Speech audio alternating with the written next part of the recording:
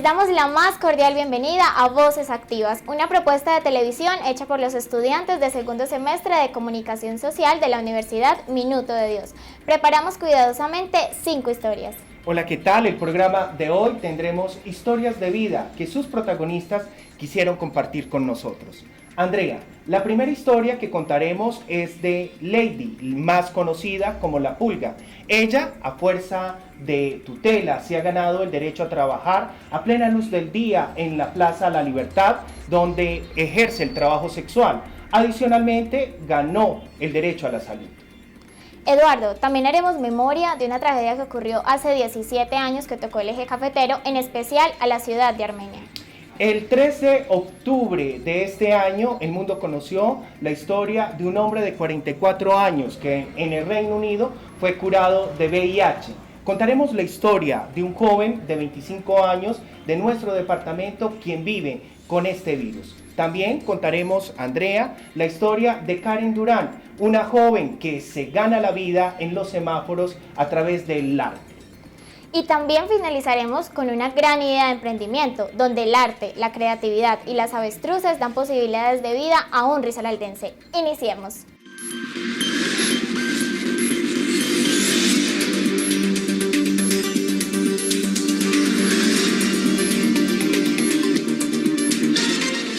Pasar de ser hombre a ser mujer no es nada fácil, y más cuando esto ocurre hace 30 años. Burlas, agresividad y fuerza excesiva de la policía. Todo esto y mucho más es lo que le ocurre a Lady, o mejor dicho, la Pulgan, como la llaman en el Parque de la Libertad. Laura Trujillo habló con ella y nos cuenta cómo sale adelante con sus ventas de revista y ejerciendo el trabajo más antiguo, la prostitución.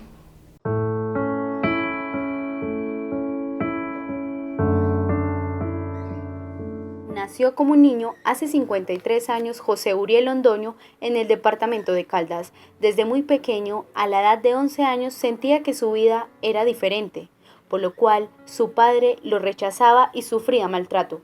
Por eso huyó de su casa con un hombre mayor. Pues yo descubrí desde muy pequeño, yo no era un niño, no una niña, desde muy pequeño, desde como era de 8 años. Porque mi papá me daba muy mala vida, mi papá me maltrataba, que no quería maricas en la casa y no hombres.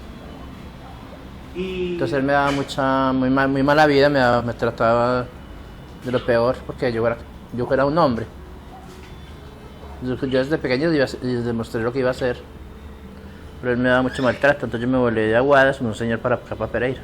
Este hombre la indujo al trabajo sexual explicándole cómo se realizaba y qué calles debía frecuentar en la ciudad de Pereira. Nada, él me daba todo, pero él me sacaba a la calle y me decía que la prostitución aquí no era en el día, la prostitución aquí era de noche. Entonces él salía con el padre y me decían que vea, esos son hombres. Como yo de un pueblo, no sabía que era pues en el tiempo no sabían que era ser un travesti ni que era un gay ni nada, yo no sabía nada de eso. Entonces me decía, esos son hombres que se visten de mujer. Pues él me metía todo en la cabeza, entonces al tiempo yo me lo volaba y me venía con de los travestis que salían de anoche. Los miraba y me decían, ay, usted es bonita, usted es mariquita. Pues yo en un pueblo yo quería saber qué era eso. Todo el tiempo, me duré con él como 2 años. Yo siempre venía a ese punto a mirar las travestis. Y el tiempo me lo volví a él y me puse a trabajar con un señor. El señor me daba la comida, me daba trabajo. Eso es un tiempo cuando era el pasaje de Pulgarina antiguo, ahora que está el centro comercial ahora. Entonces al tiempo me dijeron que una marica me dijo, venga, usted es bonita, usted pone a trabajar, usted no se tira a la calle. Le digo, ¿y qué es eso? Entonces le consigo un cliente y vamos, y yo, consígame. Entonces ya me conseguí un cliente y yo me fui con el cliente. En el tiempo me regaló $1, en el tiempo era mucha plata. Al iniciar su trabajo sexual, empezó a ser reconocida como Lady Londoño, La Pulga. No, pues como yo ganaba tan poquito me pareció, pues yo en el tiempo no era tan... Yo era seria, todavía no me había lanzado a hacer travesti. En el tiempo yo era trans, yo era un peladito serio. Y así trabajé como hasta los 14. Y a los 14 me fui para Medellín. Y en Medellín una marica me lanzó. La Pulga nos cuenta lo difícil que ha sido su vida. Nos maltrataban mucho, nos pegaban, nos llevaban 24 horas para el calabozo. Y en el 88 yo fui la primera travesti que salí en el día a trabajar en la 9ª. Y en el 91 gané tutela, que fue donde llenaron los derechos humanos para nosotros. Porque antes nos sacaban del pelo, nos maltrataban, nos pegaban. No podíamos salir en el día cuando nos pegaban, nos metían 24 horas al calabozo. La Pulga, Lady Londoño, fue precursora en los derechos de las trabajadoras sexuales, para lo cual interpuso una tutela en el año 1991, cansada de los atropellos que vivía en la ciudad. Y en el 91 llegaron los derechos para nosotros, ya habían cerrado todos los hoteles de la 9ª y entonces yo puse tutela y la gané. ¿Sí? ¿Qué le amparó esa tutela? La amparó los derechos de nosotros, podíamos seguir prostituyéndonos en la calle y abrir los hoteles. Y abrieron los hoteles y nos dejaron trabajar. Y ya no nos maltrataban y si no, a veces nos llevaban 24 horas, pero no nos pegaban, nos aporreaban.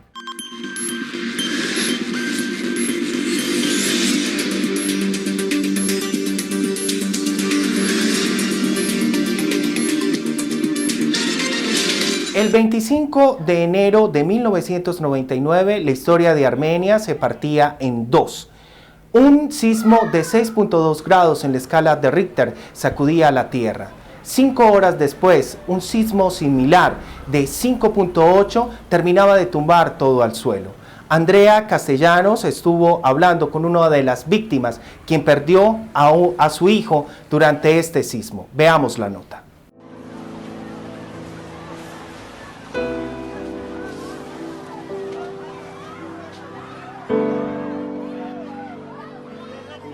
El 25 de enero de 1999, la historia de los Cuyabros se partió en dos. A la 1:19 de la tarde, el sismo de 6.2 grados de la escala de Richter movió la tierra tan fuerte que todo se venía abajo. Casi 5 horas después, exactamente a las 5:40 de la tarde del mismo día, una réplica de 5.8 grados arrasó con lo poco que trataba de mantenerse firme. 1.185 muertos, 731 desaparecidos y 8.523 heridos son las aterradoras cifras que dejó el terremoto que se sintió en todo el eje cafetero. Estando en un momento de descanso, Juan Carlos, su novia y amigo, empiezan a sentir el movimiento telúrico. Que yo vivía en la carrera 15 con calle 21 en la ciudad de Armenia. Ese es yo diría que el segundo edificio más grande, más alto de Armenia en esa época. El primero era la gobernación. Yo vivía, como le decía anteriormente, yo estaba separado, tenía otra pareja y mi hijo vivía en la calle 22 con carrera 14, es decir, que vivía más o menos a 2 cuadras. Mi mamá también vivía en el centro, de hecho aún vive ahí, en la calle 22 entre carreras 18 y 19. Entonces estábamos todos muy cerca. A pesar del caos que se vivía en la ciudad, de la angustia de los habitantes, el movimiento de los organismos de socorro, Juan Carlos primero pensó en su madre, quien reside al norte de la ciudad, la cual halló con vida, desplazándose de donde su hijo se encontraba desubicado en el centro de la ciudad. Logra llegar al sitio donde vivía él, encontrando todo el edificio destruido. Lo primero que hice fue pensar en mi mamá. Cuando yo pensé en mi hijo, yo dije, no, él debe estar en el colegio quedaba en el norte, queda en otro sitio. Me fui para donde mi mamá y lo que nunca se me olvida es en ese recorrido hacia donde mi mamá, que vivía más o menos a 6 cuadras, es como cuando muestran en las imágenes de los noticieros las guerras del Medio Oriente, en Irán, en Irak, ¿no? Que se ven edificios destruidos, gente tirada en el piso, carros aplastados, gente herida, gente muerta. En ese transcurso me di cuenta. Juan Carlos, a pesar de todo, este suceso nos deja varias enseñanzas y una gran lección de vida. Bueno, hay que analizar varias cosas. Una es la idiosincrasia del ser humano, que en algún momento tiene que cambiar su forma de pensar, su forma de ser. Bueno, cuando hablamos de idiosincrasia, yo creo que es como un cúmulo donde se incluyen los genes, pero en determinado momento el ser humano tiene que pensar y tiene que cambiar.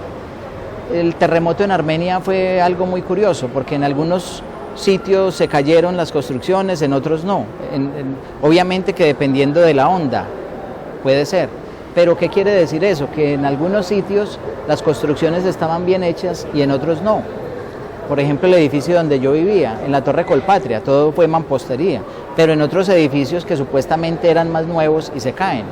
¿Qué significa eso? Que tal vez no metieron los materiales que eran, tal vez por ahorrarse en un dinero no hicieron las cosas como deberían ser.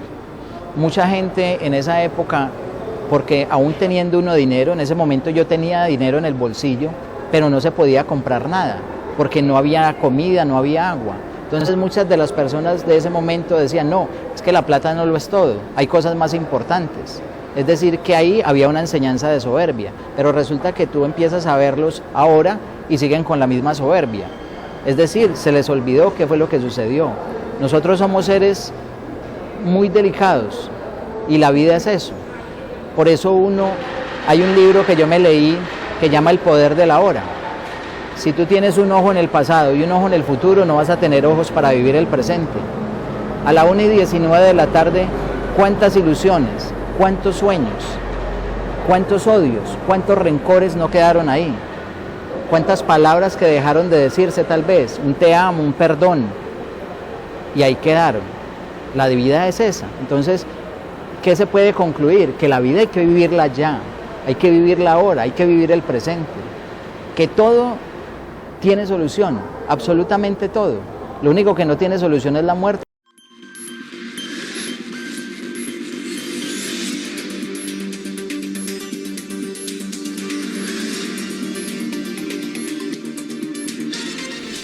La historia de una persona con VIH no es fácil, por el señalamiento y por las pocas posibilidades de rehacer su vida.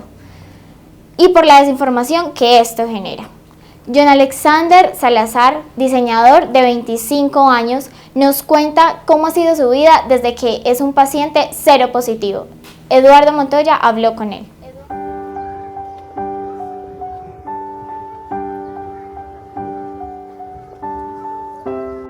Él es John Andrés Salazar, un diseñador de modas de la región que vive desde hace 1 año y medio con el virus de inmunodeficiencia humana o VIH.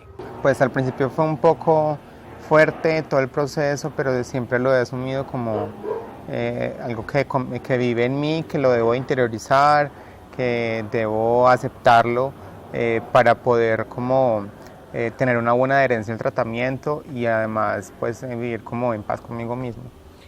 Como cada año, John Andrés, preocupado por su salud, se realizaba el examen de VIH, el cual siempre resultaba negativo, pero durante el año 2015 tomó un rumbo diferente. Eso fue un viernes que me hice la prueba, el sábado me llamaron que que la sangre había coagulado, luego el lunes tuve que volverme a hacer la prueba y el martes me llamaron que el miércoles tenía como cita con el especialista. Entonces ya tuve que contarles toda mi familia, que posiblemente pues estuviera infectado y ya al miércoles mi papá me acompañó al médico. Tuve que ingresar primero solo y pues ya el médico me explicó todo el proceso que debía seguir, que ahorita pues ya toda la medicina está supremamente avanzada en el tema y ya llamaron a mi padre y empezamos con un proceso en familia para poderlo aceptar todos. Para la familia de Andrés las cosas venían difíciles. Sus padres terminaban sus tratamientos para mejorar su salud y su hermana atravesaba una lesión de rodilla. Así que recibir la noticia pintaba un panorama difícil para la familia. Pero lo más importante es darle la tranquilidad y la confianza y explicarle muy bien de qué se trata hoy en día, de eliminar paradigmas que todos tenemos frente a la condición de ser conviviente con VIH, y eso es un apoyo en el inicio importante para la aceptación de su condición. He recibido muchísimo apoyo y además me he dado cuenta de personas que conozco que son muy cercanas a mí, que viven con el virus y que han encontrado en todos los escritos que yo hago como un apoyo para para sus vidas, porque hay personas que no saben, viven solos y no les dicen a nadie más. Yo pienso que es muy importante la educación a la población general, contarles qué significa hoy en día ser conviviente con el virus del VIH, que obviamente hay que tener una conciencia de cuidado y percepción del riesgo, pero que en la medida en que todos conozcamos la situación real, en la misma medida vamos a tener una mejor aceptación. Yo creo que las personas que discriminan o estigmatizan a las personas convivientes con el virus del VIH tienen o actúan desde la desinformación, guiadas por la emoción, más que por la razón y la conciencia. Andrés cuenta que lo más difícil de convivir con la enfermedad es ser rechazado a la hora de intentar tener pareja. Ese tema ha sido más difícil. Ese tema sí ha sido un poco más difícil, ya que las demás personas se encargan como de estigmatizar de que la persona que tiene VIH es una persona promiscua.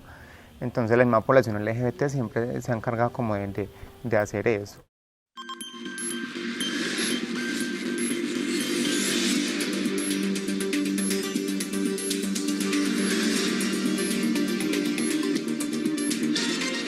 Karen Durán, una artista de la ciudad, más conocida en el mundo de las bellas artes como Flor, lucha todos los días para sobrevivir y ganarse la vida en los semáforos. Natalia Cuervo estuvo hablando con ella y nos contó su historia.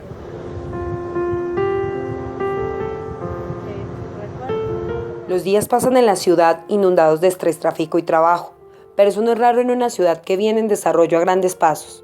La cultura hace parte de ese proceso, tal vez no con el mismo acelere, pero sujeta y en la lucha por ocupar el lugar que merece. La sociedad del semáforo, llamada así por Rubén Treyes en su película, no es más que un reflejo de la libertad, el amor por el arte y sus vertientes citadinas en un proceso económico desconocido por la sociedad pública de manera consciente y utilizada por un porcentaje de la población que busca como todos sobrevivir. Karen Durán, una artista de la ciudad conocida en el mundo de las bellas artes como Flor, refleja las cualidades de los colombianos, quienes luchan y sobreviven gracias a una profesión desestimada por el entorno y amada por pocos, acosada por unos cuantos y olvidada por el Estado. No todos los días son iguales. Cada cosa tiene su momento en el año. Karen nos cuenta. Depende. Puede ser muy movido o muy quieto. ¿De qué depende? Como de la época del año, de los proyectos en los que esté trabajando, de las funciones que tenga, del movimiento de la ciudad más o menos cultural. Se toman decisiones a diario, pero no todas son para bien o para mal. Karen nos cuenta cómo se ve en el futuro. Da un poquito de miedo pensar en el futuro por lo mismo, por lo que ya te dije, pues en este país. En el futuro no, creo que la mejor solución para uno poder ser alguien, un activista cultural o un artista, es migrar de la ciudad, porque en la ciudad no veo ninguna alternativa de profesionalización o de llegar a algo más concreto con lo que uno pueda subsistir o existir. Si bien es cierto que se viene desarrollando procesos culturales en la ciudad, estos chicos creen que el Estado desestima mucho los procesos en los que ellos trabajan y hacen por la ciudad. El parque sí, el parque es un lugar casi que rescatado por los artistas, porque en realidad fuimos nosotros o ellos a los que yo sigo en esta onda, porque todo es como voz a voz y todo es como una cultura que se ha ido dando así del compartir. Entonces acá uno viene a compartir tiempo y aprende también. Y fue rescatado porque era un parque que era peligroso, que la gente no pasaba, y ahora pues el peor peligro es como que le caiga a uno una clava en la cabeza o le peguen con el aula, porque pues mantengo mucho acá y no me parece un parque peligroso ni difícil como de transitar. Está lleno de artistas siempre, de gente muy joven que quiere un mejor futuro y quieren aprender, están llenos de vida y de alegría.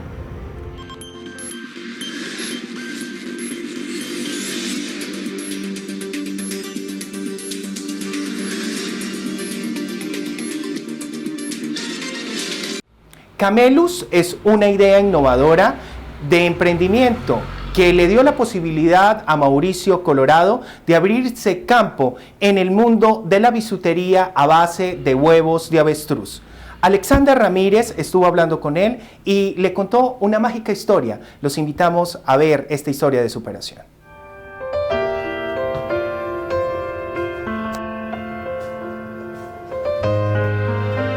Mauricio Alexander Colorado Castaño es un emprendedor que quiere innovar con una empresa que no es muy común en la región. Se trata de la bisutería en huevos de avestruz. Bueno, del avestruz no solamente se trabaja la bisutería, inicialmente le sacamos el contenido que trae igual clara y yema, con esto se hace en estilo brownies o cualquier alimento, queda el cascarón solo, de ahí sacamos cortes para hacer bisutería como collares, pulseras, anillos y pulseras en general, varios estilos. La historia de Mauricio comienza en el año 2009, cuando, habiéndose quedado sin empleo, este hombre de 36 años buscó la necesidad de invertir sus ahorros en algo que lo convirtiera productivo para la sociedad. Es así como nace su marca Camelus Huevos de Avestruz. Me doy cuenta sobre la industria del avestruz, indago por internet y me doy cuenta que en Cali hay un criadero pionero en la cría del avestruz. Me comunico con ellos, tomo una asesoría, me hablan más a fondo sobre el tema del avestruz, compro 3 huevos de avestruz, vengo otra vez hacia Pereira y con estos 3 huevos inicio la idea de negocio que hoy se conoce como Camelus. A Mauricio le surge la creatividad de hacer de estos huevos distintos estilos de bisutería, tales como pulseras, anillos, rosarios, aritos, lámparas, candeleros y muchos accesorios que se pueden extraer con este material y que Mauricio lo sabe emplear. Bueno, gracias al criadero Nimajay que nos ha invitado a la Asociación de Avestruceros de Colombia, hemos podido participar en las ferias de Tuluá, en las ferias de Ibagué y acá en Pereira en algunos centros comerciales. Bueno, cuando hemos estado en ferias la gente pregunta porque desconoce sobre el tema, piensan que los huevos se traen de otros países o de pronto que acá no hay avestruces, pero el avestruz está como una industria ganadera. Entonces, a la hora de estar en las ferias, ha tenido buena aceptación, ha gustado mucho los productos y pues ahí paso a paso hemos podido llegar más allá con todo esto. Este hombre emprendedor, entusiasta, amante de lo que hace, suena con proyectar su negocio aquí en la ciudad de Pereira, tierra que lo vio nacer y que lleva siempre su alma. Trabaja día a día para poder tener su propio criadero y así comercializar todo lo que se puede extraer de las avestruces. También espera incursionar en el mercado internacional con sus productos. Tal es el caso de México, Aruba, Pakistán, Chile, Argentina y Brasil.